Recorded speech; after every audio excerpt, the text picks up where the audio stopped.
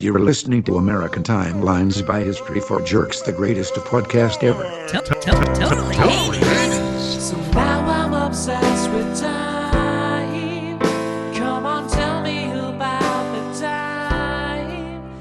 Had it all in my hand tonight.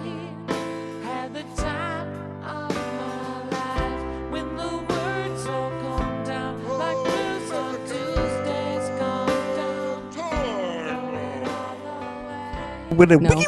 Stop Welcome. it. Stop it. Yo. Welcome to Yo. another episode of American Timelines. Timelines. I'm Amy. I'm Ezekiel Cheever. Okay, and I am no, that's a Joe. winnower. No, nope. I like Okay, to that's clip enough. my neighbor's toenails while sobbing. Okay, that's enough. That's Joe, and we are My name's actually Joe. we are podcasters. I guess we're podcasters now. We can Well, say. we're almost. We will be podcasters at the end of this episode. Okay. Episode 25. So now we are officially podcasters. So we are podcasters who are fascinated with pop culture, and Fascinated? well, that's why we do this. We're fascinated by pop culture and things of the past, and nostalgia and murder. Especially you. I don't care for murder. I actually... You're getting into it. I actually kind of wish that there weren't murders. No, you are kind of getting into it. I know you need You're like murders. a really good detective. You need more and more murders in order to be entertained. No, You that's need more people to die incorrect. so that you can watch a show about it. I, myself, Like to enjoy... watch a show about it. I like pro wrestling. Okay, so let's start with May. May. Okay, so the first thing I have for May is May 7th, 1988. A new #1 single by a young man named Terence Trent D'Arby. Yes. People are fanatical about Terence Trent D'Arby. I still What? see to this day. Oh, you're making I see things people up. with Terence Trent D'Arby shirts walking around You everywhere. love a wishing well, A just wishing in town. tale. A wishing well, gonna find your dream. Yeah, but can you Okay. think of any other songs he's ever done? I feel like there was one. There other was one. one other one, but I can't remember Now, what it here's was. a funny thing. I completely forgot about Terence Trent D'Arby. Yeah. The only time I've ever heard him, probably in the last 10 years, was a good friend of ours, Beautiful Rich Helen, mentions him as like a kitsch go-to reference. Yeah. He just calls people Terence Trent D'Arby sometimes. Yeah, I haven't heard about him So since he this time period. he adopted a new name. Oh, he he did? changed his name to Sananda Maitre. Oh, did he do a Cat Or Stevens? Maitreya. Is he now like Sananda Maitreya, which he said relates to a series of dreams he had in 1995. What? Yeah, he had a bunch of dreams in 1995. Though it does not have any religious affiliations, the name means rebirth in Sanskrit. So he woke up after having a dream and said, "Oh, I'm no longer Terence Trent D'Arby." So he Oh my legally God. changed his name 6 years later, in October 2001, explaining Terence Trent D'Arby is dead. Whoa. He watched his suffering as he died a noble death. After intense pain, I meditated for a new spirit, a new will, and a new identity. And I think he maybe recorded some songs or something. Maybe too, he was but on some drugs. Terence Trent D'Arby's dead, so no one is It walking around sounds like saying, he's- "Oh, hi, he's- I'm recording artist Terence Trent Sounds like D'Arby." he's on some from the psychedelic 80s." drugs, is what it sounds like. Well, I don't know. I might change my name after some dreams.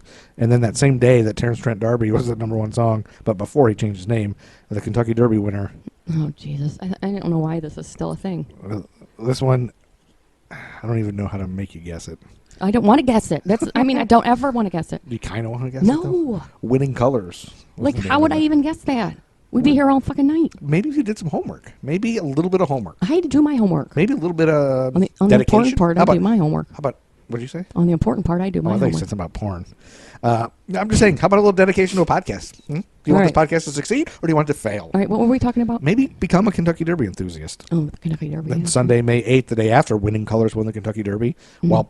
Do horses poop while they run, you think? Yeah. While they're racing?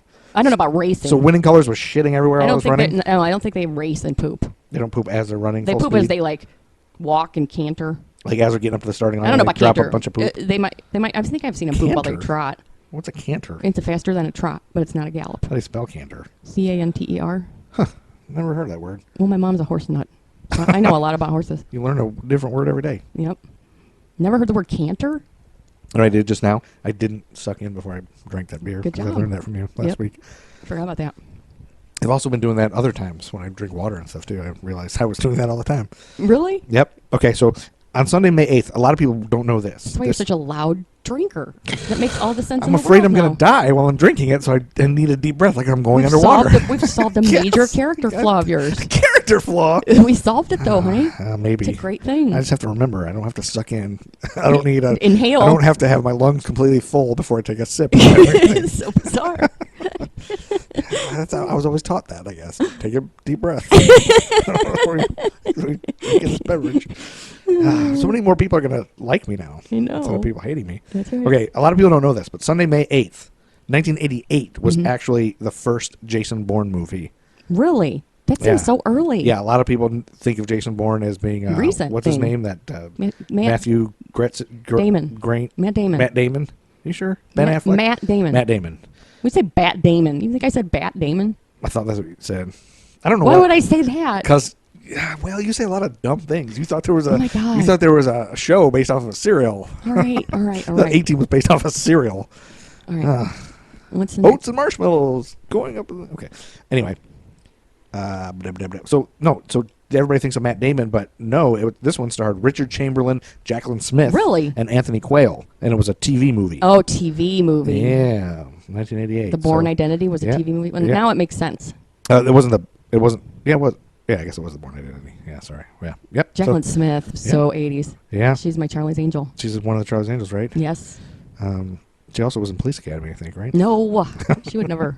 She would never stoop that low. No. And then on May 14th, Saturday, the Miami Sound Machine took over the top spot in the Billboard charts. And I don't know this song, and I didn't. Is that conga? I think I missed this one. I don't remember looking it up or anything either. So it's called Anything for You. I would do anything for you. Yeah, I did. Anything for you. It's a ballad. It's crap. Yeah, I can hear that. Yeah. Okay. Anyway, who cares about that, right? It's total crap. It's total crap. Saturday, May 28th, 1988, all the way to June 17th. So we won't have another one for a while. George Michael takes over the Billboard charts, and this song was the 5th of 7 singles to be released from his debut solo album, Faith. Oh, what this was is the it? 5th of 7, straight. Yeah. This is a ballad at 6 minutes in length. What is it? The song lyrically explores a young man's hesitancy to enter or revisit a new relationship because he had been emotionally hurt so many times previously. I think I liked this song, too. What is it? The song concludes with temptation taking over, and Michael ends by singing the title for the only time. He only says it one time in the song. Oh, the God. title. What's the song? One More Try. Oh, yes. What? How did it go? And I don't remember how it goes because he only says it One right at more the end. try at the end. One more, let me gonna give it one more try. Like right at the end, but oh man, I know I listened. I think to I it. liked it. I think I liked this. This is one of the few ballads I actually liked. Yeah, because he says. Isn't it funny that a lot of this music you never hear anymore? Like, well, ballads we don't from the '80s. Why would anyone play those? I know, like, but even when people play '80s songs, they never play ballads. it's all the Yeah. dun, dun, dun, dun, dun, dun, Yeah. dun, dun, dun. That's all the fun dance ones. Because who would want to It's just relive funny. a ballad? It's basically a whole genre of music. It's no longer. For small Oh, I loved town this boy. song. Oh, just let me go. I loved that song. I gotta admit, this is pretty good. He's a good-looking man. I mean, you know he was real Yeah, gay. I'm becoming gay. Right now, You're turning looking at him. into gay looking at him because he's hot. I would He's would hot. think of him while making love to you for sure. He's hot.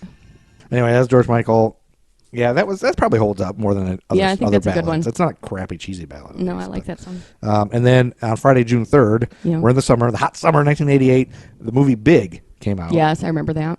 And do you remember the big piano Mhm, scene, FAO right, Schwartz. where they're walking Yeah. the piano? Robert Loggia was in that with him, right? Yeah. Remember that was Robert Yep. Loggia? I didn't remember that was Robert Loggia. I thought it was him. as a Henry kid. watched Big. That's why we have it. Oh, you watched it recently? Yeah.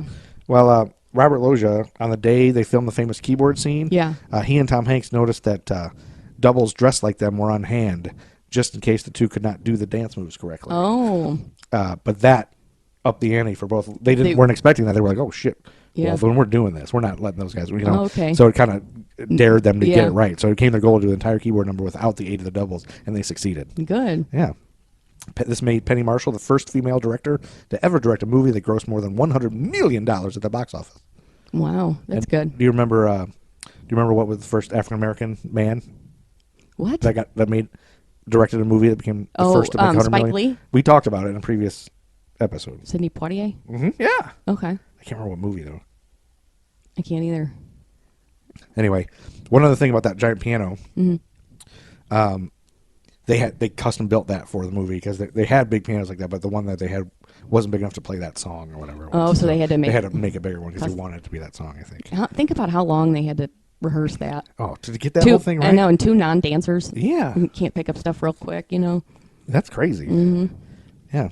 So anyway, that was a good movie. I don't know if it holds up. It does not hold up. It doesn't, right? No. Because there's weird stuff about sleeping with a kid. Yeah, kind of, yeah. Yeah, it's kind of rapey. Mm-hmm. It is. Everything's rapey from the 80s. Yep. And then on June 18th, finally, George Michael was dethroned by a young man named Rick Astley, who previously... we've talked about him already, Rick Rolling. Remember, we already talked about Rick that's Rolling. right, that's right. This is another one. Yeah, so... What's his other song? This is another one that I think I might know it. Again, it's been so long that I've looked at any of these. What was it? What This is one's it called called? Together Forever. Oh, Together Forever and Ever. Yeah, it's awful. But sounds just like the rest of them. Never gonna give you up. I'm together forever. I think Together Forever is even worse than Never Gonna Give You Up. So you think that should be the Rick Roll song? No, because Put that in Goatse's anus. Because the other one is so Rick Astley, I think is why it's. They're also Rick Astley. Yeah. Together Forever. He's awful. No, he is terrible. Wonder what happened to him. Oh, we should do that research. He's probably around somewhere. Yeah. He probably loves being Rick Rolled. I wonder if he does. Does he hate it? Like, is he embarrassed, do you think? Does he just change his name and go by... I don't know. I hope he loves it. Maybe he had a dream like Terence Trent. Maybe he goes by Terence Trent D'Arby now. That could be. You never know. He should. Mm-hmm. And then Tuesday, June 21st, 1988, your favorite part of every episode, the Western Conference champion Los Angeles Lakers defeated the Eastern Conference champion Detroit Pistons 4-3. All right.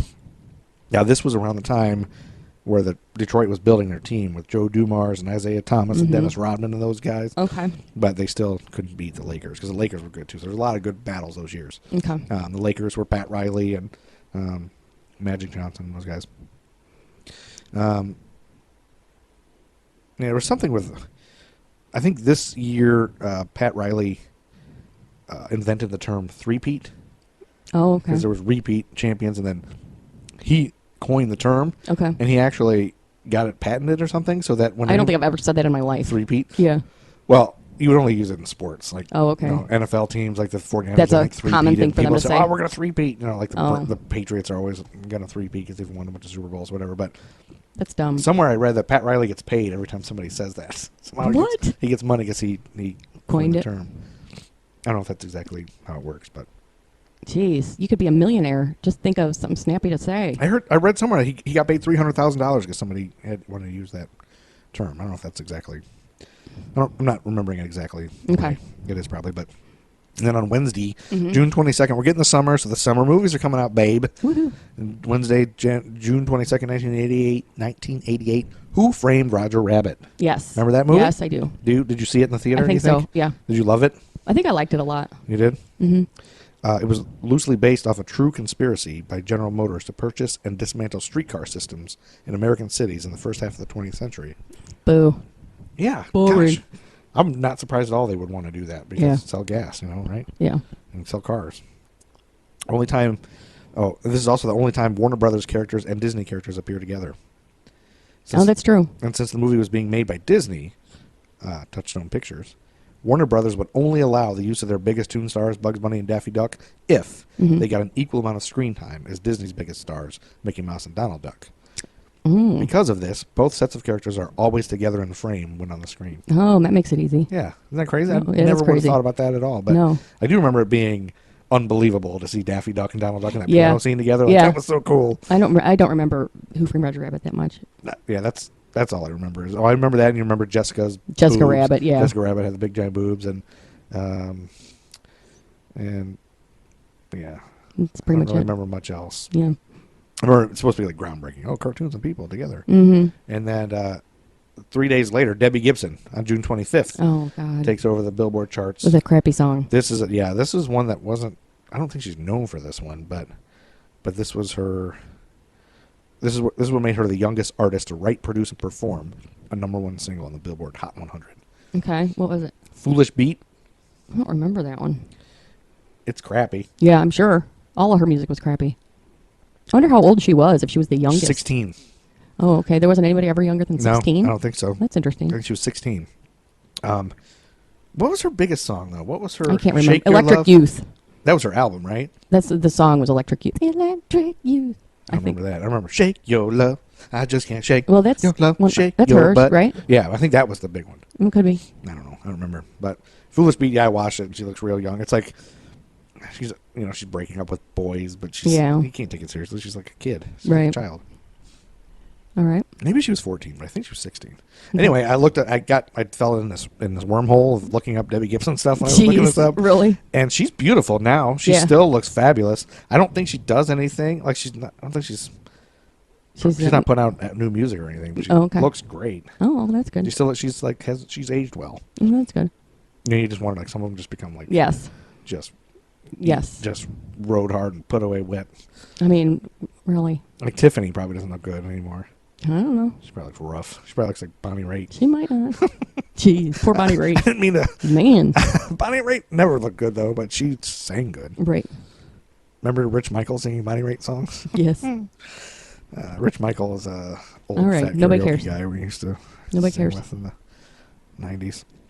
Sometime in July, this happened at a meeting. Mm-hmm. There was a meeting at the shoe company Nike. Yeah. Where they came up with a slogan. Okay. It was a July 1988 an advertising agency meeting. The founder of Just Do It of the Whedon Kennedy Agency, Dan Whedon, credits the inspiration for his "Just Do It" Nike slogan to Gary Gilmore's last words. Okay. Who's Gary Gilmore? Let's do it. He said, "Let's do it." Who's Gary Gilmore? I thought for sure you would be like, "Oh, really? Oh my God, I can't believe that!" Because I know who Gary Mark Gilmore is, one of your kind of people. What? He was an American criminal who gained international attention for demanding the implementation of his death sentence for 2 murders he committed in Utah. He was executed on January 17th, 1977, at 8 in the morning by firing squad at Utah State Prison in Draper, Utah. The night before, Gilmore had requested an all-night gathering of friends and family at the prison mess hall. On the evening before his execution, he was served a last meal of steak, potatoes, milk, and coffee, but consumed only the milk and coffee. His uncle Vern, who attended the gathering, later claimed to have smuggled in 3 small 50-milliliter Jack Daniels whiskey bottles, which Gilmore supposedly consumed. In the morning at the time of the execution, Gilmore was transported to an abandoned cannery behind the prison, which served as its death house. He was strapped to a chair with a wall of sandbags placed behind him to trap the bullets. 5 gunmen, local police officers, stood concealed behind a curtain with 5 small holes, through which they aimed their rifles. When asked for any last words, Gilmore simply replied, "Let's do it." But he didn't say just do it. No, he said, "Let's do it." So they changed it to "Just Do It" for Nike. Oh, it's not really the same thing. Let's do it, just do it. They probably were going to call it "Let's Do It" then just change it. But that's what inspired them to come up with "Just Do It." That's interesting. Isn't that weird that they named that after that? After that guy dying in the execution. Well, and then I didn't realize it's weird they put the holes there to shoot him, but I didn't realize also why they do a firing squad is just because no one wants the guilt of killing someone, so they just all shoot at the same time. Shoot because then you never know. That's right. Because nobody knows thought of it either. Nobody knows who did Who it. dealt the fatal- so nobody the feels fatal bad. Like, I didn't shot. kill him. Anybody could have killed him. I didn't know that's why they did a firing squad. I thought it was because they really wanted to kill him really Yeah, hard. I always thought that too. They just want to make sure he's dead. Make sure you get enough holes in the guy. Yeah. But I read, when I was reading this, I was like, oh, well, I guess that makes sense. That makes much more way sense. Because who's going to want to do that? Like, I never once thought about somebody feeling, oh no, I don't want to shoot a person. Yeah. I just assume there's tons of people that would love to shoot somebody. But no, they don't want to feel bad about it. So July 2nd, 1988, Michael Jackson took over the number 1 spot on the Billboard charts. Did we do Man in the Mirror yet? No, I don't think. Maybe we did. I don't know, but it's not that. Oh, okay. This one has a guitar solo played by Steve Stevens. You remember who Steve Stevens is? No. He was Billy Idol's guitarist. Okay. He's always Billy Idol and Steve Stevens. Does that help you? No. Think of a guitar solo. Mm-hmm. Dirty Diana. Oh, okay. Oh. No, I wouldn't have guessed that. I can't think of that. Like, I know how it goes, but I can't think of anything more than what you just sang. It was kind of guitar. There's a cool guitar solo, but it was like... was that off his Bad album, too? Phone. That must have been on Bad.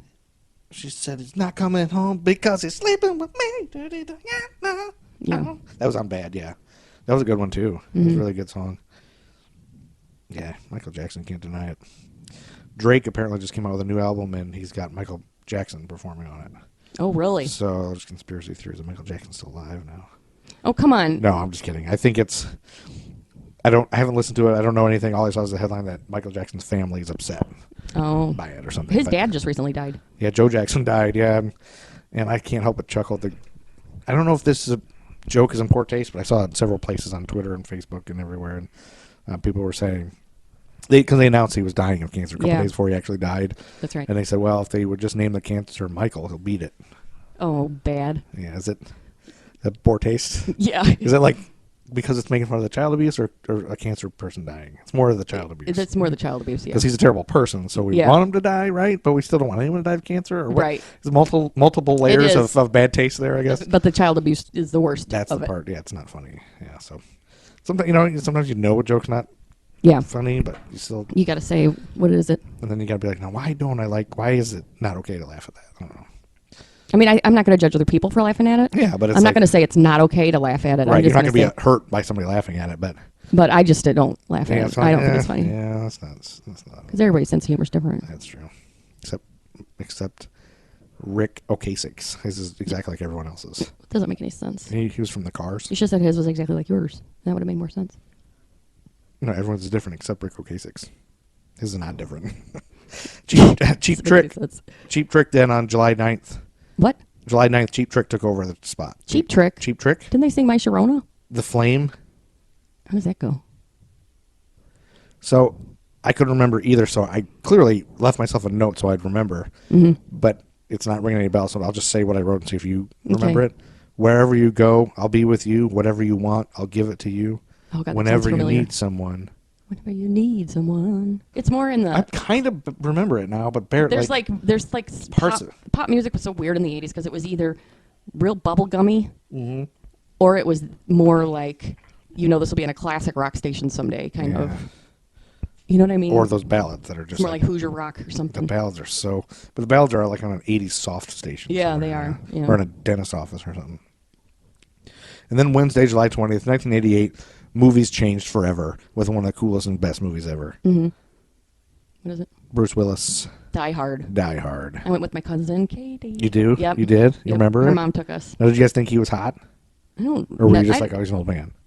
I don't remember thinking he was hot. But you thought it was cool and exciting? I think I did think he was kind of cute, and I remember Katie and Joy thought he was cute. I think. Really? Yeah. In the original novel, the action took place over 3 days, but John McTiernan was inspired to have it take place over a single night, but because he was inspired by Shakespeare's A Midsummer Night's Dream. Oh.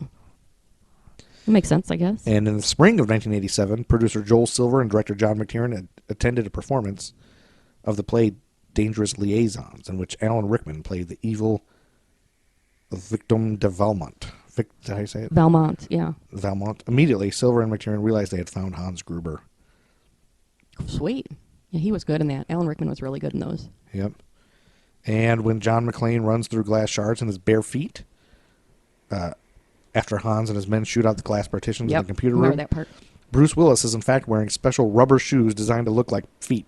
Huh. So I want to go back and look at that now and see his rubber feet. So you can in fact see it if you look closely as his feet appear quite unnaturally large in some of these crucial barefoot scenes. Oh, funny. Yeah, I want to see that again. Yeah, I want to go back and see. That's a great movie. Henry might like that movie at his age. Yeah, it's pretty violent. I mean, there's a lot of violent shootings, a lot of blood. But I think I was around, no, not right. 88, you were 40. Yeah, I was 15, I think, or 16. 15, I think.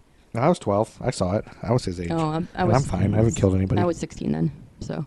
Yeah, he could probably watch it. I think you'd like it. Yeah, I think you would too. It's pretty violent, but he can handle it. He watched Billy Madison, so. Oh my God, I can't believe you watched that. That's pretty. He loved all the dirty scenes. I'm sure. He called the shit poop. That was his favorite part. And then Saturday, July 23rd, 1988, Richard Marx takes over the number one spot in the Billboard charts with. I can't remember what it is. I'll remember it. Tell me what it says. I'll probably remember. Hold on to the nights. Hold on to the night. Hold on to the memories. Richard Marx is terrible. Yeah, I looked this video up and immediately just started laughing at his hair. Like his hair is just ridiculously large. 80s hair. Mm-hmm. One time, this is funny. My godmother was a super nice woman, right? She was like, she was a little bit older, and so her presents every year, like she didn't know what to buy for us as kids. So my brother John was in high school. Yeah. And about this time, and she bought him a Richard Marx tape. Tape. It's probably CDs weren't out yet. Yeah, that's right. I remember she bought him a Richard Marx tape, and we were like, Richard Marx. John got a Richard Marx tape. So it's kind of a joke that we had that Richard Marx, because Richard Marx was not. No, he was awful. That anybody liked. But I mean, it was very nice of her. So if she's listening, Carol, sorry we laughed at your present, but it was the thought that counts. That's right. Carol Rose, everybody. And then on Saturday, July 30th, Steve Winwood Again. Oh, wait. One thing about the Richard Marx song. Mm-hmm. That song prevented Def Leppard's "Pour Some Sugar on Me" from reaching the top spot. Oh my God, that's funny. It was trending to go that Yeah. way, and Richard Marx just took over, just keeping "Pour Some Sugar on Me," which is a great song. It is. That holds up for sure. I still Yeah. rock out to that in my Prius with my shirt off. All right. But not Richard Marx. But then on July 30th, 1988, Steve Winwood took over with probably the only song I would ever think of when I hear Steve Winwood. I can't think of a song when I hear his. What is it? Roll with it, baby. Oh right, come on and just Roll with My it, Aunt Kathy liked that song. I just roll with it, baby. Yeah, anybody who was in their 40s then would love that They song. loved that song. Yeah. I didn't love it until I turned 40. 40 and 50-year-old moms love that kind of motivational. Well, I started loving that song as soon as I turned 40. I was like, I hated it. You loved it. I'm 40, now I love Steve Winwood. That's what happens. But is he Bruce Hornsby? Is he Glenn Fry? I don't know. I get them all mixed up. Okay. They're the same exact person. And if they're not the same person, can we just merge them into one person so we don't have so many crappy 80s songs? So you don't have to be. You can be intellectually lazy when you're thinking about them. Right. Basically. And then Monday, August 1st, 1988, it was a Monday. Yep. And that's when A Nightmare on My Street came out. Oh, the sequel? No, A Nightmare on My Street, the song from DJ Jazzy Jeff and Fresh Prince. No, that wasn't a number one. No, I didn't say it was a number one. You're just throwing that in there because you want to talk about it. No, I'm throwing it in there because remember the previous episode we talked about. I had you guess. That's right. There was 2 Nightmare on Elm Street songs that came out that year. Which one was the official one? One was official, and one they had a guy who Yep. tried to imitate Freddie, and one group got sued and one didn't. And you would think the Fat Boys would be the ones that got sued. That's right. Because Fresh Prince, as well, I don't know, they just seem more legit. But nope, they got sued. New Line Cinema sued DJ Jazzy Jeff and the Fresh Prince for copyright infringement, forcing the label to destroy a music video produced for the song. Both sides eventually settled out of court, but as a result, vinyl pressings of the album He's the DJ, I'm the Rapper contain a disclaimer sticker that says, this song is not part of the soundtrack and is not authorized, licensed, or affiliated with the Nightmare on Elm Street films. Boom. Yeah. So there you go. All right. And then Monday, August 8th, 1988, the lights go on in Wrigley Field, which had been the only major league park where night games were not played until August 8th of 1988. Really? I didn't know that. And there was a huge fight, and there's a podcast that maybe, you probably wouldn't like it, but it's generally sports themed. It's based off the 30 for 30 show on ESPN, which is a sort of a documentary on sports show, and then they have a podcast on it, which is good too. And there's one you can listen and download. It's all about Wrigley Field and the lights. Oh. It's really interesting because there was a huge fight between people in the neighborhood. Yeah. And putting the lights up, and it was a whole thing about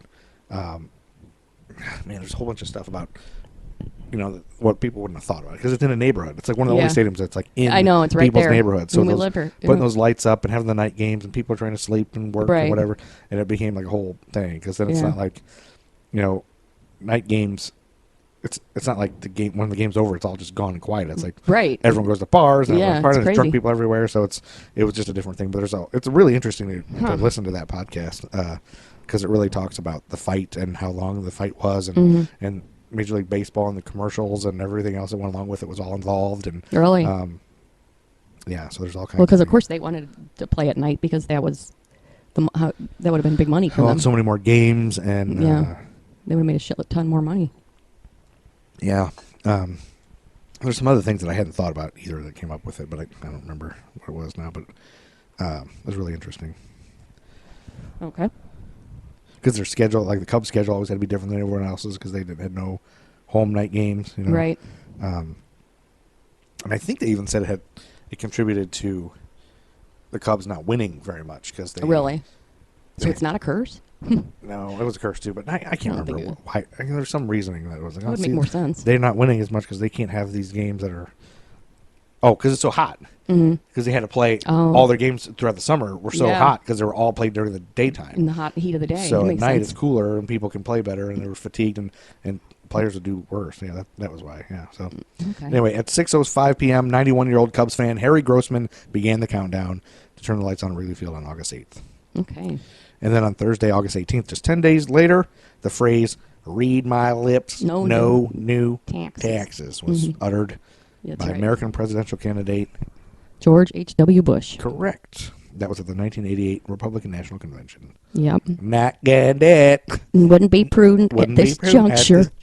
Not get it. And we all know that later on it hurt him because he had raised taxes. That's right. And blah, blah, blee, blah, blah, blue, blue. But that's when he said it. Yep. I am not a wimp. That's another thing he said. August 27th, 1988. George Michael's back with another song for that same album. This was his sixth solo single reaching number 1 in the U.S. and the 4th single to do so from the Faith album. George Michael joined Michael Jackson and Whitney Houston as the 3 artists who all had 4 or more consecutive number 1 singles during the 1987-88 era from one album. Yeah. What's the song? Monkey. Monkey, monkey, aye. Something like that. That monkey off your back. The single version was remixed by Jimmy Jam and Terry Lewis. Remember I told you about those? I explained who they were to you. Yep. Now you know. I can't believe you didn't know Jimmy Jam and Terry Lewis were. I did not. Really, God. We can move on from I can't that. believe I married you without All right. checking. We're moving on. Do that. And then Saturday, August 27th, that same day, Yeah. Philly reputed gangster Jackie DiNorsio, Okay. in the longest criminal trial in U.S. history, fired his lawyer and defended himself. Oh, I bet that was interesting. And through charm, wit, and no legal experience, convinced a jury to acquit him and 19 other defendants of charges of loan sharking, extortion, trafficking, arson, and murder. Why didn't they have a movie about that? There's got to be a movie about that. That's amazing. Yeah, That would be a great movie. There's got to be a movie about that. Yeah. I'll have to Google that. Because that would be an amazing movie. DiNorsio died near the end of the shooting of the film Find Me Guilty, which portrayed his participation in...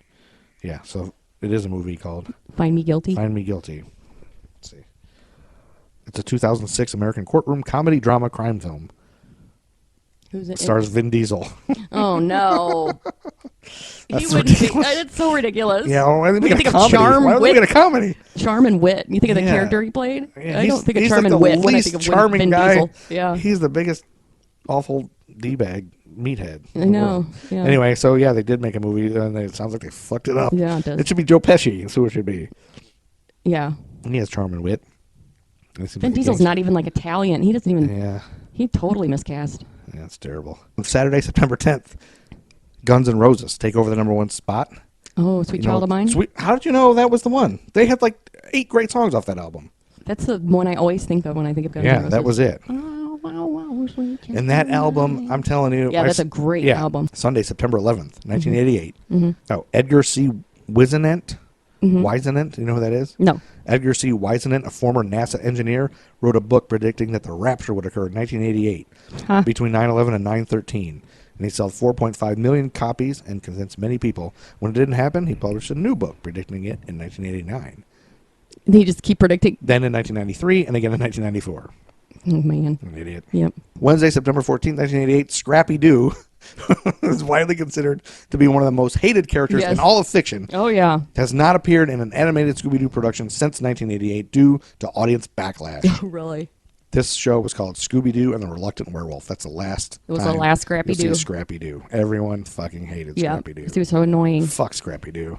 Well, it's like the Simpsons Poochie episode. When, Yeah, that's what's that based on, right? Yeah, I think so.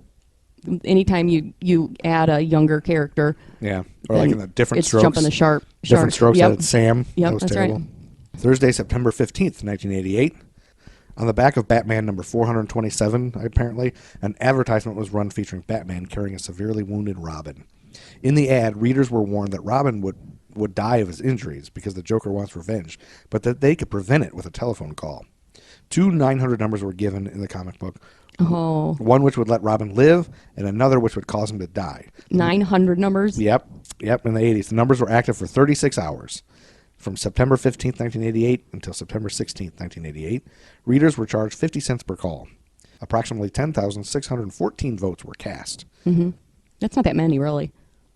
Yeah, I guess not. Nowadays, it'd be way more. Yeah. When tallied, the final results were extremely narrow, with 5,343 votes in favor of his death over 5,271 for his survival. So his death won? A margin of just 72 votes. Yep. So people hated Robin. Yeah, and this wasn't even the original Robin. It was his name was Jason. I don't know. But a single person was suspected of casting 320 votes for the death of Robin. Jason Todd was the name of his character at the time. There was one guy that was suspected of casting 320 votes. Okay. just to pay for it. Jeez. Get a life, dude. Yeah. Saturday, September 17th, 1988, at the opening ceremonies for the 1988 Olympics in Seoul, a large group of doves were released to symbolize peace. Okay. And then the world watched in horror a few minutes later when those doves were cooked alive What? when the opening ceremony cauldron was ignited. Oh, you're kidding. Yeah, they released all these doves, and they had this giant cauldron. You know how there's a Yes. giant torch? Yeah. They had a giant like torch-looking thing, and they released all these doves, and the doves just flew up and sat on this perch, and then they ignited the thing. Oh, They my They all God. caught on fire. Oh, my God. That's awful. Yeah, I watched it on YouTube. You did? Yeah, it's ridiculous. Oh, was it sad? Yeah, you couldn't. Just like 1 second. I know, but You didn't like hear them scream or anything. Poor But yeah, things. it's pretty stupid. Yeah. And then Saturday, September 24th, Bobby McFerrin made it all better. Don't worry, be happy. On the Billboard charts. Don't worry, be happy Yep. to go over. And that made everyone happy. Everyone stopped everything they did and just smiled right. and became happy. Yes. And then, but while Bobby McFerrin was taking over the number one charts and everybody was listening on the radio, perhaps it was on the radio in the car of James Brown while he was high on PCP Oh and, my God. and involved in a high-speed chase with the police. Oh, he probably had that song on. He probably did. Yep. And he was eventually convicted of assaulting an officer and possession of an unlicensed firearm, among other charges. He spent 3 years in prison for that. Man. Can you imagine James Brown in prison? It was near the Georgia-South Carolina border when that happened. Yeah, he'd be great in prison. He would be great in everybody prison. loved him. I know, I bet. Everybody was like, oh, hanging around The him. Godfather of Yeah, the Soul. Godfather of Soul was there. He eventually was released on parole in 1991 after serving 2 years of the sentence. Wow. Yeah, he was having a rough year in 1988. Yeah, he was. It was rough for James Brown. And then Sunday, October 2nd, Mm-hmm. during the 1976 Summer Olympics, we're going to jump back to 1976 real quick. Okay. They were hosted in Montreal, Canada. Mm-hmm. That they became the first host country to not win a single gold medal on home soil. And then during the 1988 Winter Olympics, hosted in Calgary, they accomplished this astounding feat for a second time. So nobody at Calgary won Poor anything. Canada. Okay. Also, in 1988, table tennis became an Olympic sport. Oh. And listen to this. Larry Lemieux, a Canadian sailor for the 1988 Olympics, was about to win a silver medal when he abandoned the race to save two other competitors who had capsized. Oh, wow. He was given the Pierre de Coubertin Medal for sportsmanship. Well, that's good. That's Yeah, worth that's pretty something. nice, huh? Yeah. It's noble. Yeah. I wouldn't do that. I'd be like, F those dudes. I'm going to win a silver. Unless you're a terrible person. Oh, yeah, that's right. I am a terrible, terrible human being. I've committed several crimes. Okay, what's next? Wednesday, October 5th, 1988. Mm-hmm. This was the site of a famous quote in politics. Let's see if you know what it is. Okay. It was during the United States vice presidential It's something with Dan Quayle. 1988 United States vice presidential debate How in to the spell Civic potato or Auditorium something. in Omaha, Nebraska. Lloyd Benson said it to Dan Quayle. He said something about it spelling potato, right? Nope. Oh. He said, Senator, you're no Jack Kennedy. Oh. Remember that? Boom. Senator, you're no Jack Kennedy. I don't remember it. No. You don't remember that? I mean, it sounds familiar, but It's become now part of the political lexicon as a way to deflate politicians or other individuals perceived as thinking too highly of themselves. sweet. Yeah. Do you remember that? You remember hearing that ever? I've heard it. Yeah, I've heard it Senator, you're no before. Jack Kennedy. Yeah, Dan Quayle was comparing himself to Jack Kennedy because of his inexperience. It was like John F. Kennedy didn't have that much experience either. Blah blah blah. And, it was like, Oh. and Lloyd Benson was like, "Is he really trying to fucking compare himself to To- JFK? What the fuck?" JFK. And he had planned to say that for a long time. Yeah. He actually said it during a rehearsal, and everybody was like, "Oh shit, he gonna say that? Oh shit!" So wait a minute. Lloyd Benson said that during rehearsal to Dan Quayle? Not to Dan Quayle, like they did their Oh. own rehearsals. Oh, like, I see. on their own kind Yeah. of thing. So a lot of people knew it was coming. For a Like, minute, oh. that doesn't make any sense, my question. Yeah, like they're going to rehearse debating right, each other. Yeah. yeah. No, yeah, not each other. But so Lloyd Benson's people were like, "Oh shit, it's going to be on if he does that, pulls that thing." So they were all ready for it. Okay, and then Wednesday, October 5th, 1988. That's Ryan's birthday. On Ryan Burkett's birthday, 1988, Yeah. a 10-year-old Michigan girl named Sarah York traveled to Panama to meet with her Panamanian pen pal. Mm-hmm. Turns out her pen pal was the infamous military leader Manuel Noriega. I've heard this story. Yeah, her parents were criticized for allowing her to visit Panama and for encouraging her friendship with Noriega. Yep. York began correspondence with him after her father suggested on a whim that she should write to him because she liked his hat. I really like that guy's hat. Oh, you should write him a letter. This correspondence developed to the point where Noriega invited her family to visit him in Panama. Yes. Her family agreed to the visit, seeing it as a once in a lifetime opportunity. Yeah, they got criticized for Yeah, it. and they but got all did. kinds of shit for They doing did. it. Like, what the hell are you I would have doing done there? it. You would have let your kids do that? Go see him? I would have gone with them. That's what they did. Yeah. I would have. Yeah. You would have? Even if it was like Kim Jong-un? I don't know if there was some kind of friendship that developed. I don't know. Yeah, and he wrote back to her? Like, Right. That's amazing. Like, what in the world? Yeah, so maybe he's not so bad. I don't know. Who knows? Yeah, there was a lot more to that story, Yeah. but I was like, that's about the gist of it. It is. Then October 8th, 1988, Def Leppard takes over the Billboard. Oh, with. Love Bites. Oh, that's right. Love me. Take me to my knees. And that didn't last very long, just till the 14th. Okay. Because on the 15th, UB40 took over. Red, red wine. I think it's the only song that they ever. Stay close to me. Yeah, I think we recently had them at our theater, and I kept saying. They only sing Red, So red are they just going to play Red Red Wine for 2 hours? That's like, right. They're play the same song over and over? Yep. Which I think they did. I They think did. wasn't that a remake too, though? Yep. Yeah. Who sang it originally, you know? No, I do not. I feel like it was a reggae song, Yeah, I think. or Or did they make it Make reggae? it reggae. Yeah, I can't remember. Gosh. Red Red Wine make me feel so fine. yeah, I think they did. made it reggae. Yeah. And then Thursday, October 20th, the 1988 World Series was the 85th edition Okay. of the championship series. And this was the end of the World Series. And the World Series is best known for the pinch hit walk-off home run by Dodgers outfielder in 1988 NL MVP Kirk Gibson. He could barely walk due to injuries and he suffered during the NLCS against Hall of Fame Athletics closer Dennis Eckersley in Game 1. The Dodgers were the only team to win more than one World Series title in the 80s. Their other World Series title during the decade came in 1981. Remember we talked about that? No. You don't remember that? Nope. I black out most of the sports. Now, although Kirk Gibson's home run has become an iconic World Series moment, it was MVP Oral Hershiser who capped a dominant 1988 season in which he set the all-time scoreless inning streak at 59 innings. Wow. Recorded 5 straight shutouts, led the league with 23 wins in 267 innings, and won the Cy Young and Gold Glove awards. Okay. Oral Hershiser was the big shit back then. All right. You remember him? Yeah, I remember him, and I remember we always called him Oral. Oral. That was his name, so it's a good thing. Oral and anal Hershiser. You did not. Oral sex Hershiser. No, You everybody did just not. made fun of his name being Oral. Yeah. Oral. I feel like he pitched for the Tigers or something for after that. It was a weird name. Oral Hershiser. Oral and anal Hershiser. Saturday, October 22nd, 1988. Phil Collins, your favorite singer of all time. God. I don't know if you saw this, but I posted an Instagram picture of Phil Collins from 1986, and I wrote that you love him very much. I did not see that. I need to get on Instagram. You need to get on there because our Instagram fan, Anthony, he will say, yeah, why does Amy love Phil Collins so much? Yeah. Oh, he's trying to egg me on. He's trying to egg you on, so he's Yeah. talking smack to you. So, yeah, he loves that you Hate love Phil Phil Collins. Collins. Hate. Or he loves hate. that I think you love it. Yeah. I say you love it. You know what song this is? I know. We got a groovy kind of love. Oh, yeah. Anytime you want to, you can tell me you don't do anything you want to. Yeah. Anytime at all. That's All a right. remake. Yep. You know who originally did it? No. I feel like it was like a 60s song. Yeah, I feel like it's Motown or something. No, I think it was like more like a Beach Boys type. No, group. it's girls. It's women, like Supreme. or Oh, it something. was? I don't know. You're just making shit up too. Well, we're I both, am. We're both sitting here making shit up. No, I don't know, but Well, then why would you tell me no? because I'm sure it's women. It's all ladies. How are you sure if you don't know at all? Well, I'm sure, but I also have no idea. That makes no sense. Oh God, I think I'm wrong. I'm right. You're wrong. We'll see. And you can make a correction and apology to me. Well, it's written by. Where's my glasses? Tony. Jesus. You're falling apart. It's written by Tony Wine and Carol Bayer Sager, 2 women. Who sang it? Diane and Anita. Boom. So, except your apology, you fucking bitch. You're lovely.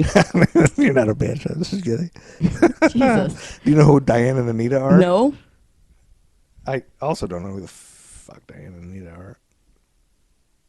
They're just called Diane and Anita? That's what it says. 1965.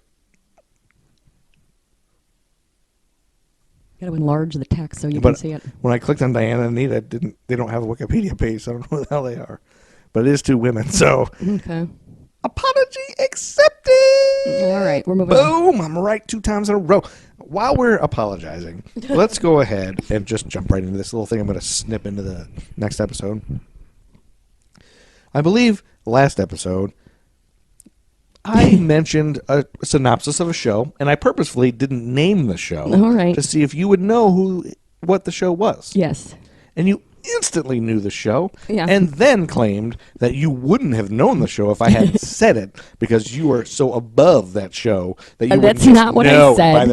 by the description. So I definitely said the show's name, so that's the only reason you knew it was Right. Growing Pains, because why would you know anything about Growing Pains, because you're above Growing Pains. All right. And you said, oh, even play it back, because you'll see you said Growing Pains, you idiot. And I, being the person that I am, Yeah. knew I was right, but I also went ahead and just said, well, I must have been wrong, and you were probably right, because that's the kind of person I am. No, it's because I really probably was right. No, you weren't right. No, this is you're apologizing right now. We both listened back, and you admitted that, yeah, All you right. didn't. All right. I admit that, but So, now, what makes you, as a person, yeah. insist that you're right no matter what, even though you're definitely wrong, but you continue to insist that you're right? Like, you wouldn't back down at all. Like, not even 1 second were you like, I could be wrong. But you were completely wrong, and I was completely right, and I backed down to you. Like, why? That never happens to you? It probably happens to you all the time, Not and you just often. don't realize it. No, because I'm somebody who just assumes, oh, I must have made a mistake, and I apologize. That never happens. Even That when I'm never comes right. out of your mouth. I do when I'm right. I apologize sometimes, and I don't need to.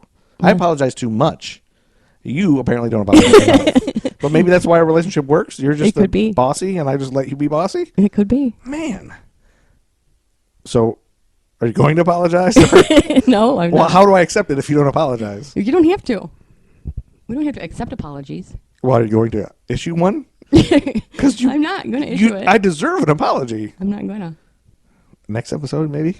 Well, I'll think about it. I'll bring it up every episode until I get an apology. So, All right. on Tuesday, November 1st, 1988. Oh, God. I have like 10 paragraphs here. Jesus. I think I can just read the first sentence. The Harvard Medical School partnered with film and TV studios to insert the concept of the designated driver into popular consciousness. Oh. So, yeah, it was a huge success, and the Harvard Alcohol Project sought to demonstrate how a new social concept, the designated driver, could be rapidly diffused through American society Yeah. via mass communication.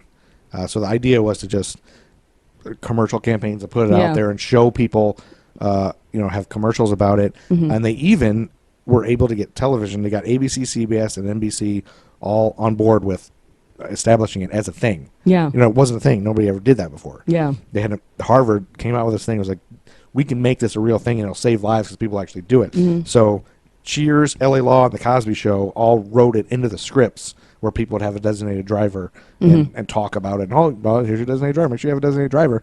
And so they did that along with the commercials to establish it as a thing. People did That's pretty cool. to save people from drinking. Drinking or driving. Now, I thought this made me laugh because growing up in Toledo, Ohio, Yeah. and probably St. you similar Louis, for St. Missouri. Louis, the same thing. Yeah. Where a lot of people drink and drive. Like, our idea of a designated driver was I'm the designated driver. I'll just have 3 beers. That's right. Oh, absolutely. like, 5. I just won't do shots. That's right. I'll just drink beers all night. Yeah. While you guys all just do a bunch of shots. That's exactly St. Louis. Yes. Oh, so I'm driving. I can only have 10 beers. That's stupid. Yeah, it It is. didn't quite work right. Nope. But I'll only smoke a whole joint and 3 beers. I don't know. But yeah, that's kind of beep, beep, beep, beep, beep. That's how it started.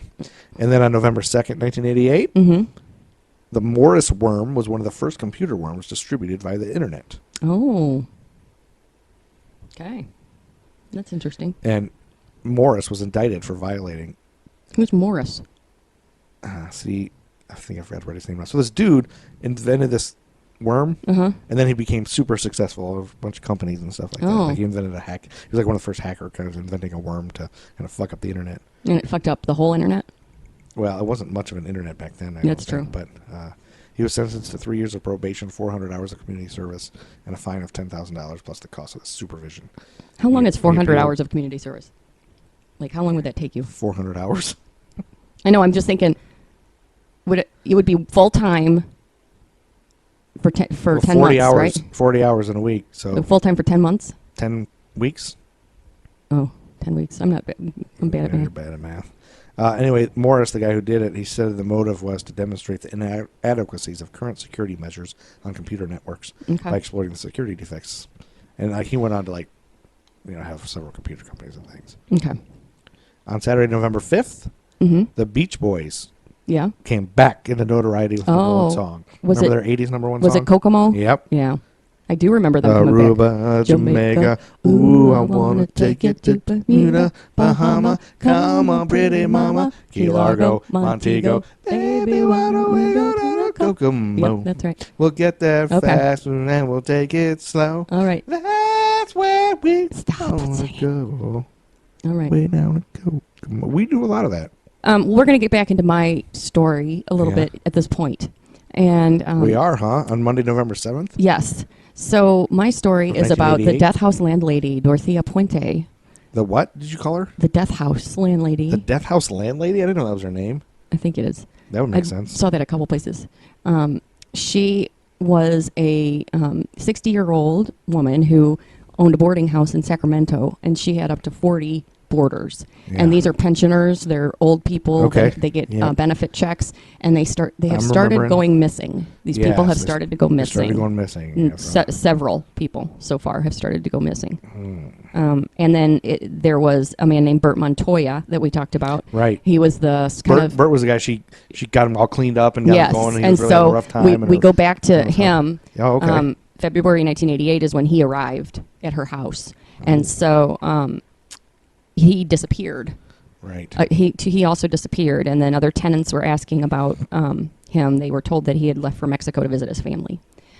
Before his disappearance, Dorothea Puente had already begun to arouse suspicion, but not with the police. Following complaints she'd been running an illegal board and care facility, a DSS person arrived to inspect the facility. Although the inspector was aware that she'd previously been convicted for misuse of her client's benefits, she was able to lie her way out of trouble. A field report later compiled by the same inspector declared the complaints unfounded. So she got away with that. Then she was able to continue for a while until this other social worker who had sent many clients to Puente's home became suspicious when she tried to visit some of the people she had sent there. Puente told her that they had moved away. Initially, she believes the stories because most of the people in question were transients and had a history of wandering off. See, she's picking these people on purpose. I know. So she can just kill them and lie about them. And, Yep. oh, man. In the absence of any evidence to support her suspicions, Nickerson stopped sending people to the house just in case. And So then you know that she turned away people who had good families. that's right. That would be because that's they'd right. be, oh, no, I can't do anything with them because There would be suspicion when you Yep. start. Then on November 7th, following a visit to the house, Judy Moyes, who is the name of the social worker, she goes ahead and files a missing persons report with the police, saying she did not accept Puente's story about Bert having gone to Mexico. He was not the type to run away, she told them. The police accepted her complaint and went to the house to question Puente and look around. While they were there, a male resident passed a note to one of the officers, which described how Puente told him to lie.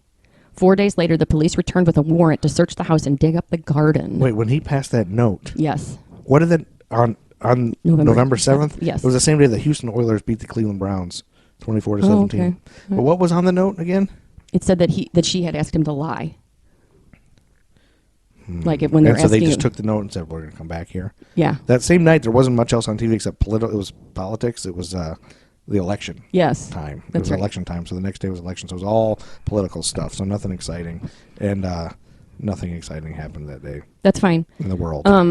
So over the following days, 7 bodies, What? including Bert Montoya's, were unearthed in her back garden. Because they started looking at the garden. I wonder what made them check the garden, I wonder. Well, that's part of the search of the house. So they just searched everywhere, and that's where they found And like, dig up oh, they got a warrant to dig up the garden, so that's what they did. One body, that of Betty Palmer, was missing the head, hands, and lower legs. the hands. The head, hands, and lower legs. It was just a torso with hands, arms. Why? I don't know. What did she do with the head? I don't know. Do you think that? Remember that a couple episodes back, that dude was banging the head in Yes, the shower. yeah. You think he took that head? Could have. She could have. To go bang that head. They sold it to that guy. Probably sold it to him. Was that in the 80s that happened? Yeah, that was. Oh, So man, maybe she's banging heads in the shower. At the same Or practicing time- makeup. at the same time, the police began an investigation into the disappearance of Everson Gilmouth and Ruth Monroe. Oh, Everson Gilmouth. I forgot about that guy. Yep, he was later identified from his hospital x-rays, but no cause of death was determined. Post-mortem examination of the 7 bodies found in the yard revealed large concentrations of the drug flurazepam, or Dalmine, as it is commonly known. Police later found dozens of prescriptions for the drug among Puente's personal papers. As the investigation progressed, detectives discovered that Puente had cashed over 60 benefit checks belonging to the deceased after their deaths. 60, huh? Yep. With sufficient evidence and a strong motive in place, the police made moves to arrest Puente for murder, only to realize they'd let her slip away while they had been searching the garden. What? She got away. Yeah. Shut up. That's right. She did. And then my next date is November 11th. Shut up. No way. Yep. They're finding all these bodies and Yeah. nobody's watching her. Right. Isn't like it something? the second you see the first one, don't you keep an Grab eye her? on that old woman? Yeah. Like, All right. Sometime between Friday, November 11th and Monday, November 14th. well, Friday, November 11th, you mean sometime between Perfect Strangers, Full House, Mr. Belvedere, and Just the 10 of Us being on Yes. Friday, November 11th? I guess Or so. also This Is America, Charlie Brown, where there's a NASA space station involved in Charlie Brown, and the cartoon Kathy. There was a cartoon Kathy show. I don't remember that at all. Ack! Well, I know who she is. She but always says ack. I know. She's Apparently a they comic made a strip. cartoon Okay. once. Police Academy was on NBC that night. Falcon Crest was on. Highly edited for TV. You think? Yeah. That movie was probably a half hour long when it was on network television. Police Academy? Yeah, it's bad. It is. It's just boobs for a second, right? I think it's got a lot of dirty jokes. Yeah, but you just change the words, right? Dallas was on that night. But do you remember all those shows? Just the 10 of Us? Remember Yes, that? It was yes. a spinoff. You know what it was a spinoff of? I don't remember. It was something stupid. What? What? It's something stupid. Do you know who starred in that show? Who? What show? Just the 10 of Us. I can't remember. Coach Lubbock Yeah. and his 10... I remember that. 8 kids? I don't remember who played the people. Dan Kirkendall, That doesn't even ring a bell. bald guy, and he had a stand-up thing where he pretended to be a typewriter and he tapped his head. But he was the coach. He was Mike Seaver's coach. Oh, okay. From your favorite show that you can name without knowing the title. Just naming the actors. Growing Pains. Yes, right. Your favorite show, That's which right. we've established. And Annette Funicello was on Growing Pains, which you said during our vows that she wasn't. So, sometime between November 11th and Monday, November 14th, Dorothea Puente had packed a bag and simply walked away. She was nowhere to be Wait found. a minute. So, sometime between those days. That was probably when they were searching, was between like the they were 11th in and and the 14th. out, getting by. Oh, more bodies. Yep. So, amidst great embarrassment, the police launched a statewide search and enlisted the help of the FBI to track her down. Airports, bus depots, and railway stations were checked without result. She was later found to have laid a false trail by booking a flight to LA in her own name and never taking the flight. As a result, the police discounted Los Angeles as a possible destination, another decision that would come to cause them added embarrassment. Oh my God! So she just stayed there. Yep. So while the police struggled to right their wrongs and appease a disbelieving public, Dorothea Puente was safely ensconced in room 31 of the Royal Viking Hotel in downtown Los Angeles. So she was not far at all. away at all. Having booked in under the name of Dorothea Johansson, she kept a low profile and stayed in her room watching TV, only venturing out for meals. Oh my goodness. So she disappeared somewhere between Just the 10 of Us on Friday and Alf on Monday. Yep, that's right. Then several days after her arrival, however, she became restless and took a cab to a bar just 2 miles from her hotel. Wearing makeup and dressed in her best clothes, which I can't imagine that looked much better, knowing if you can see a picture of this woman. How many days after? Several days after. Several days. So what would you say? Several is 10? Probably not 15? that many. Probably not 6? that many. Probably just like 4. So she just can't wait anymore, and she gets all dolled up. Yep, and she goes out Goes to to these a bar? Goes to some seedy bars. She's wanting some action. But she soon came to the attention of one of its patrons, a sad and lonely man named Charles Wilhuse. Oh, no. The pair soon struck up a conversation during which Puente introduced herself as Donna Johansson. Oh, as you would. That's a good name. That's right. And the conversation continued, and Donna weaved her usual magic to the point that when she complained that her shoe heels were worn down from walking around town, Wilhuse took them to a repair shop across the street from the bar to have them repaired.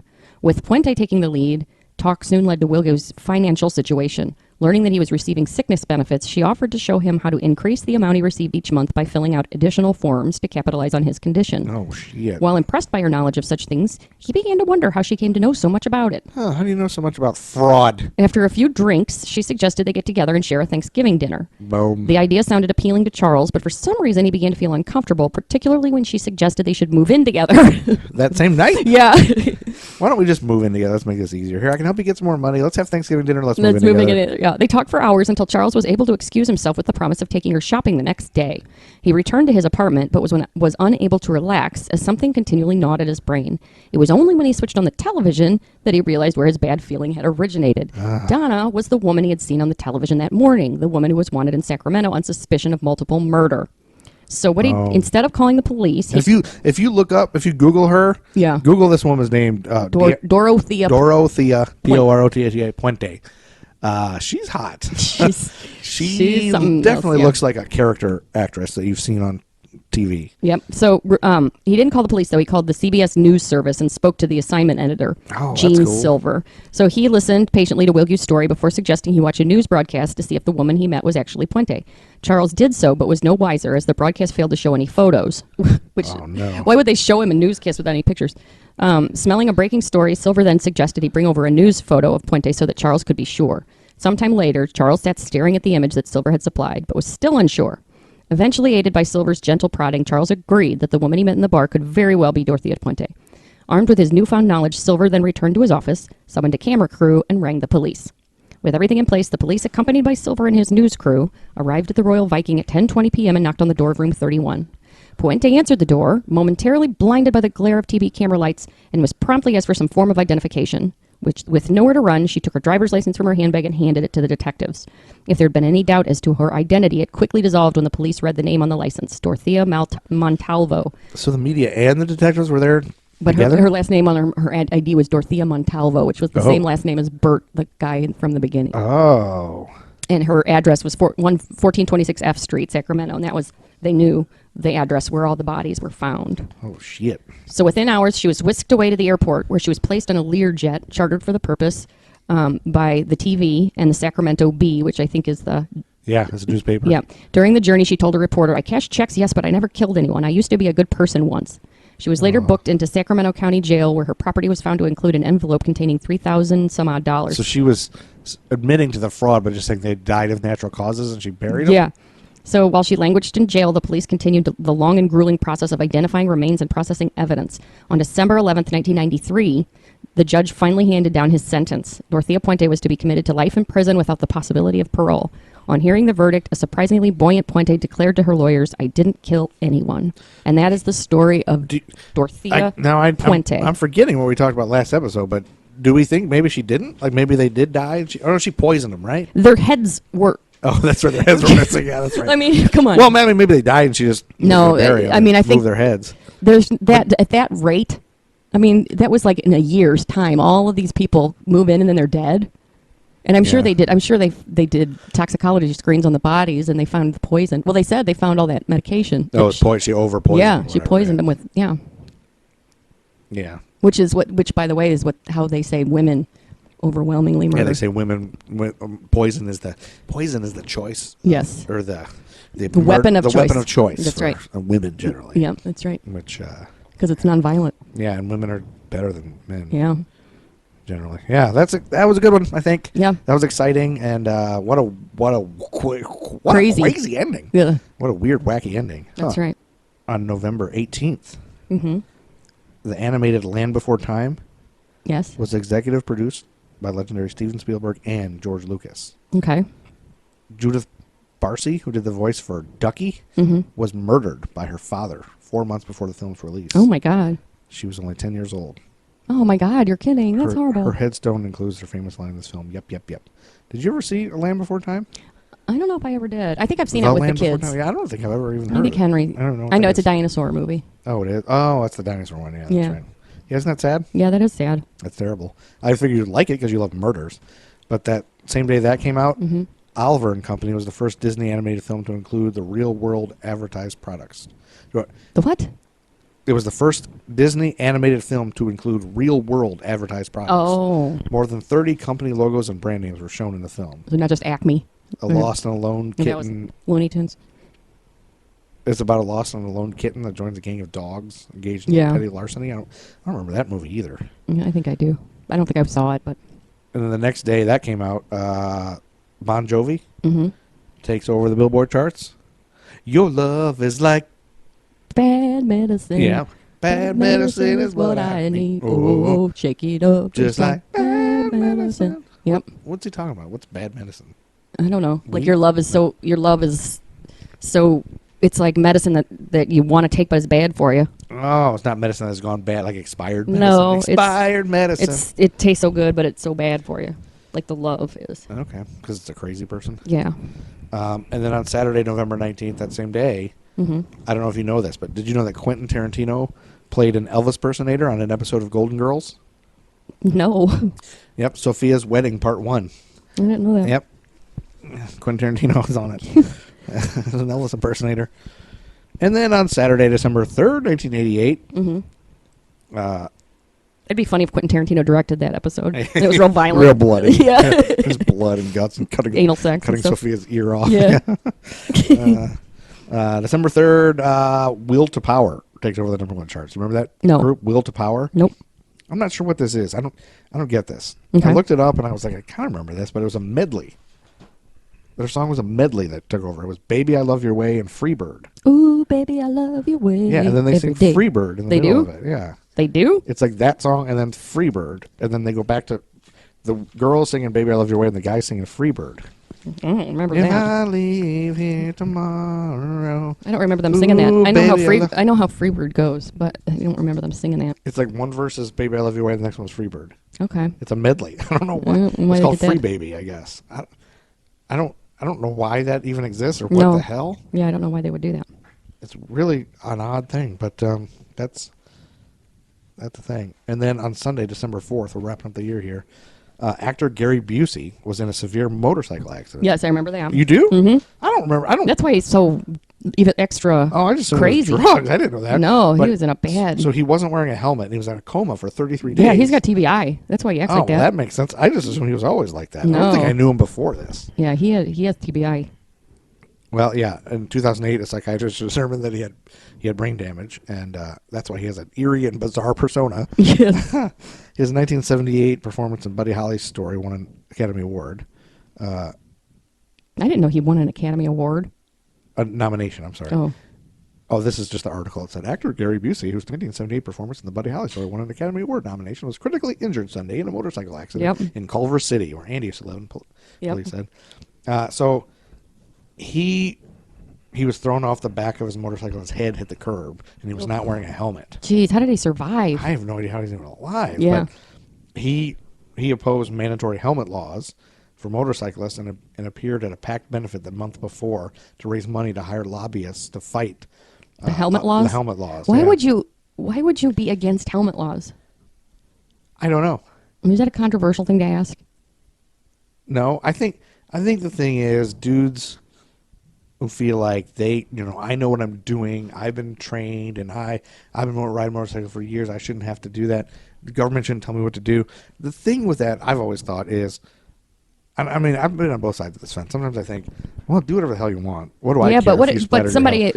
who hits you in their car, the difference in their Their psyche from you know, they whether killed killing somebody, you they somebody. scrambled your head on the pavement. Yeah. So I guess that's one thing. But then I also thought,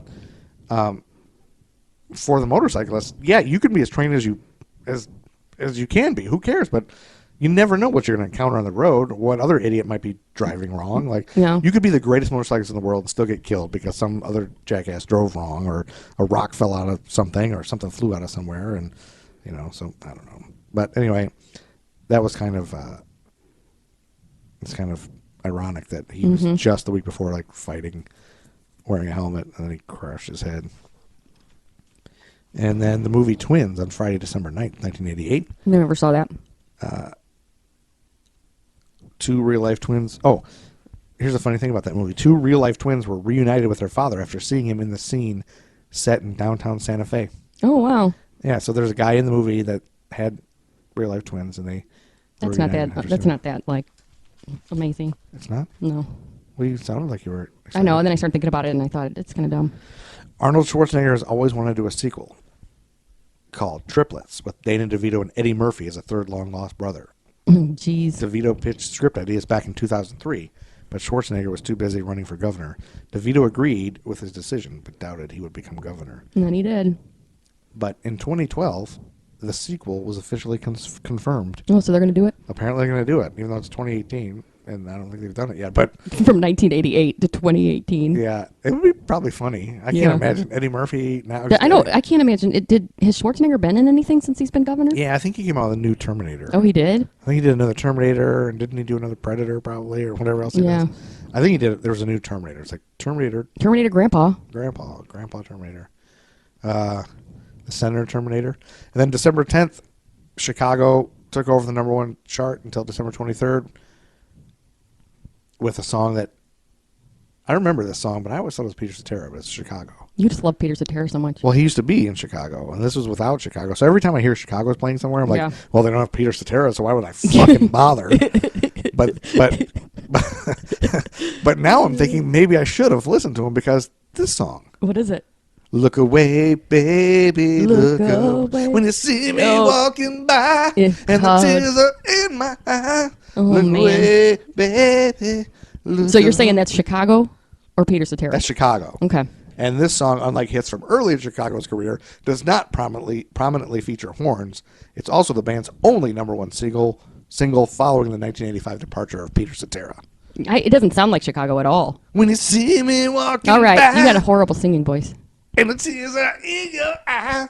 All right, away, baby. You're going to wake our children up. Don't look at me.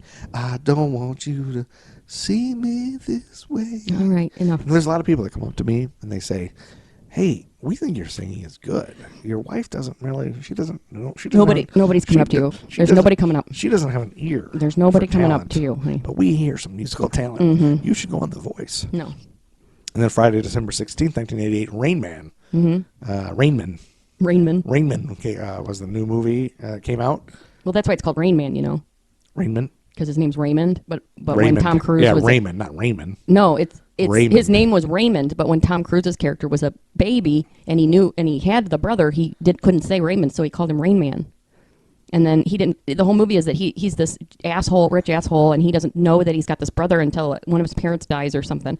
And then he finds out he's got a brother in an institution that has autism. Right. And so then he goes and at first he's a real jerk, and then it ends where he's changed. Yeah, I saw this movie, and remember, I know. So you have seen a Tom Cruise movie? Yeah, I've seen a Tom Cruise movie. And in fact, I thought of like 6 more that I saw. Like I saw the one where he's like, "You order the code red. Who ordered the code red?" I don't know that one. A Few Good Men. Oh yeah, A Few Good Men. I saw that one, and I saw Rain Man. Yeah. Rain Man was great. It is a good movie. Yeah, it was really good. Dustin Hoffman did a great job, and they originally Dustin Hoffman was supposed to play the Tom Cruise character. Oh, but Dustin Hoffman had saw some. What was it? He saw some documentary or something on autism, and he decided he wanted to be the autistic guy. He did a wonderful job. He did a great job. Very sparkly, very twinkly. Very, very, very. Yeah, of course, everybody then assumed anyone with autism was exactly like him. I know. Could do something. Go to Vegas and play cards. He's just like a genius in one thing. Yeah, I wanted to take every single guy with autism I've met working in group homes to Vegas and play cards. But on Oprah, Tom Cruise and Dustin Hoffman said that the farting in the phone booth bit was improvised when Hoffman actually did fart while the scene was being filmed. Oh. And Dustin Hoffman said it was his favorite scene ever. Do you remember that? Kind when he of. farts in the phone booth? I barely remember that. Remember it. Here's another tidbit from Rain Man. This is a good thing they didn't do this because as terrible as Tom Cruise is at everything, it was a good movie. It was cast very well. Yeah. The script was apparently originally written with real life brothers in mind. Oh no. Randy Quaid and Dennis Quaid. Oh no. That would have been awful. Randy Quaid and Dennis Quaid. When they were writing that, they were picturing Randy Quaid. God. Anytime I picture Randy Quaid, I just picture him in the Christmas Vacation. He's supposed to be nuts now too. Oh really? Like somebody was saying, like you got to follow him on Twitter. He's insane. Like funny nuts or bad nuts? Like completely insane nuts. I don't know much about it. I've just heard people say that. Well, you've sold it well because I'm going to start following him immediately on Twitter. You got to follow Randy Quaid. And you can also follow us at History for Jerks on Twitter, and you can see us follow him. What are you doing? Why are you looking around? You're scratching. No. I'm afraid Stella's outside. She's right next to me. Oh, she is? Okay. Yeah. Okay, so anyway, I'm going to follow Dennis Quaid. Dennis Quaid? Randy Quaid. Randy Quaid's crazy. Okay. And we're getting towards the end. I got my toys. You have your toys? Yeah. On December 24th, right before Christmas, Poison took over the number 1 chart, and this is going to lead us into next year. Okay. The beginning of the next episode, 1989. Poison will be the beginning. And do you know what song it is? No. Here's a hint. Miley Cyrus covered this song, and her cover is fucking awful. Yeah. I don't know. That's how bad it is. I don't know. Okay, how about this?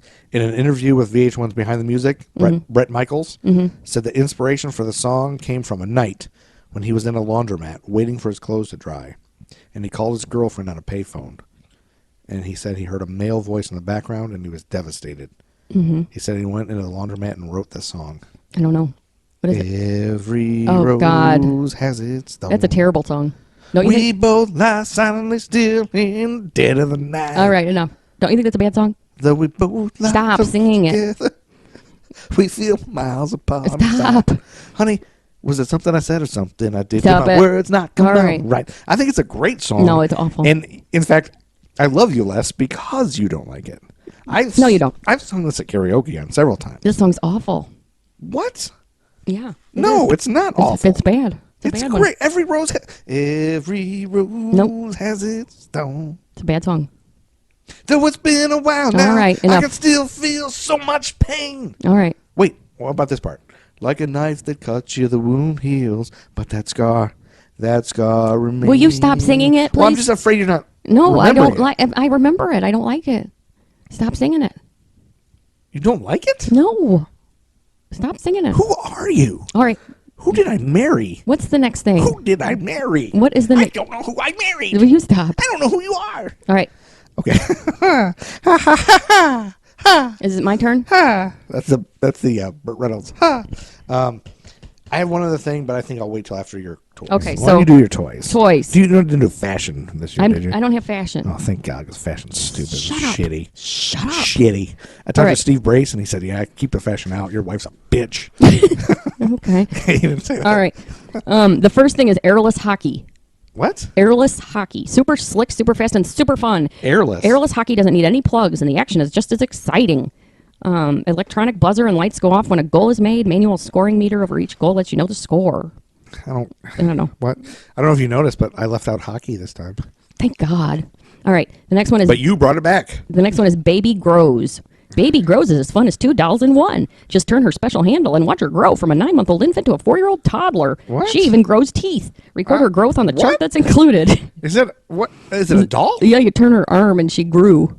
And how does she grow teeth? They just would come out when you turn her arm. Twist her What arm the back. fuck? Can you imagine that? What the hell is that? I don't know. What the hell? All right, the next one is called Body Wrap. Become an expert rapper with Body Wrap. Just strap on the 8 sensors and keep the beat with dynamic drum and cymbal sounds. Sensors connect to case that houses a 3-inch speaker, LED display, headphone jack, and on and off switch. I don't remember any of this shit. You don't remember that? What Body about Wrap. this one? You won't know. I had the Casio Rap Man. This is called Fashion Star Fillies. They were horses. They had long manes and tails to style. Each represents a different breed of horse. They come with a hairbrush and accessories. And they had all these names like Nikki the Argentinian Polo Pony and Kala the Arabian. All right. When I Google body wrap, Yeah. the first thing that comes up is body wrap, the worst things for sale. Yep. Probably is. The next thing was a Barbie TV game show set. What the hell is that? Sorry, what? Go ahead. The next one is a Barbie TV game show set. So Barbie was a She's on a game show? she's a game show host. She was Chuck Woolery? Yeah, pretty much. Then there was Mountain Monster. You get 18 road gripping tires on the Mountain Monster. Challenge you to climb over just about anything. Its articulated build allows it to climb up and over even vertical obstacles. Did you ever have anything like that? Mountain Monster. That doesn't sound familiar, but I'm looking up this body wrap online. Look at Stupid. look at that. I can't really see it. It's just, I don't get what the hell. It looks Yeah. like a leaf blower. You know, like something that's A leaf blower. Like it. Oh, it's like a watch. They put it on your watch. Like it's like a thing you put on your belt and something on your head. And these people are like super excited about it. Yeah. Then the next one, my mom and dad had This the is next rad. thing.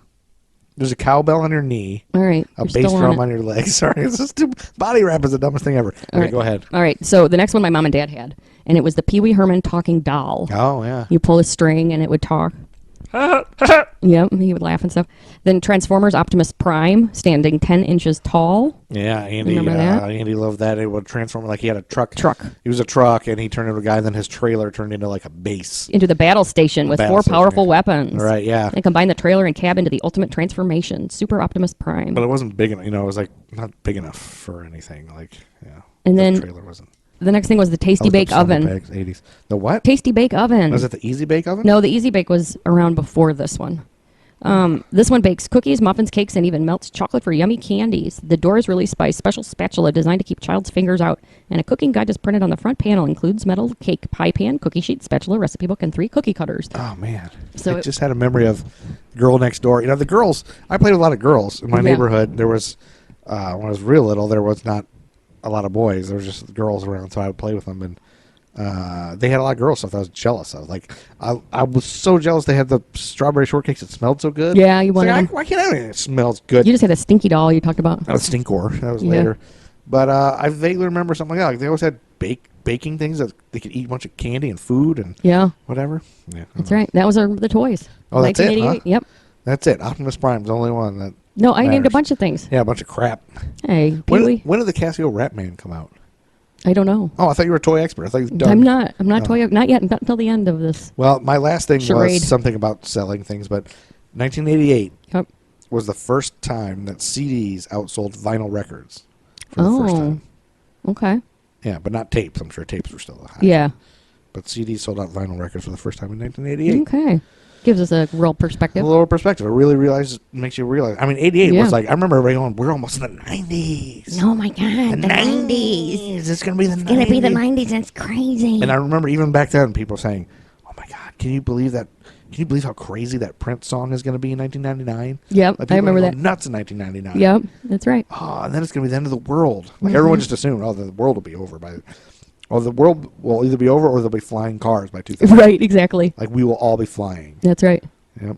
And that never happened. And isn't it weird that back then the future looked like real bright like that? Yeah. Like, oh, we're going to be in flying cars and everything. And now when we think of the future, it's always dystopian. It's a dystopian It's hellscape. always- yes. Yes. Everything is going like, to be. honestly, whenever I think of the future, I think of destruction. Oh, I tell the and kids mayhem. all the time that you will be murdering people for their teeth. Someday. And what back in the 80s, we used to think, oh, it's shiny, glistening future. I think our kids still think it's shiny and glistening. Yeah, that's probably true. They're not thinking of it like that. We are, because we're going to be dead. Because we're old, you think? Yeah, You think all old people think that? Yeah, and I think that's why they get think conservative it's and they get. Yeah. And they all think that it's negative. All these kids today don't know. These millennials don't know what they're doing, and they're like, Yeah, you think it'd be like that. So All no, right. I don't know. I think it'll be fine. It's all just we're living in a matrix anyway. That's right. Nothing's real. No, there's not. I mean, this is all simulation. So that was 1988 that was 1988. in all its glory. Ochenta y ocho. In all its blazing glory. Yeah, I think it was pretty good. I mean, we had some good stuff. We had some Anal raping glory. What? In all its anal raping glory. Where did you get the anal rape part? I don't know. It just seems like it. 1988. Yeah, lots of ballads. What does that have to do with anal rape? It does kind of. I don't. Who are you? We're really finding out who each other are. I think, We are. With this We're coming podcast. to it. So This find is us really on. this is really instead of marriage counseling. we Find did a us on podcast. Twitter. Yeah, we're on Twitter at History for Jerks. We're on Instagram.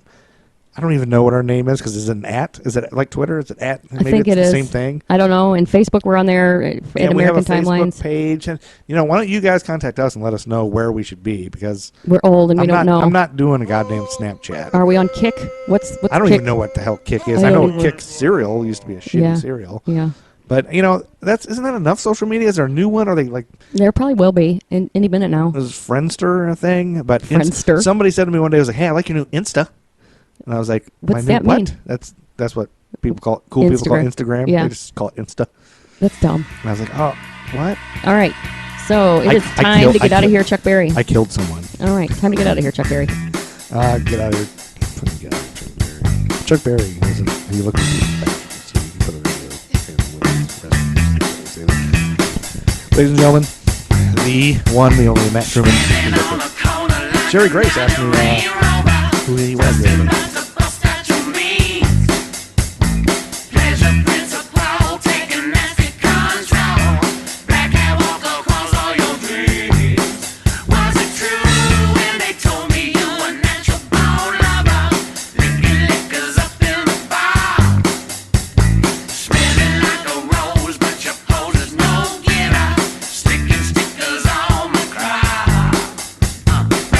Tell my mother, tell my father.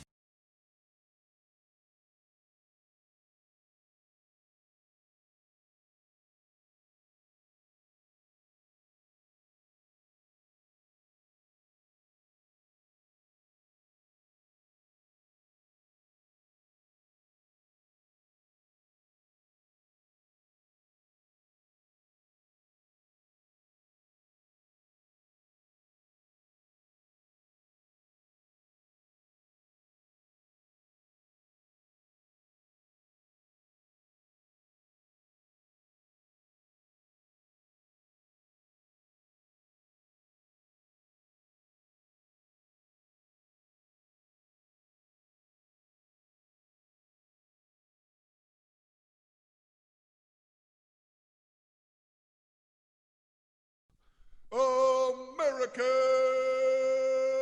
Time Lord.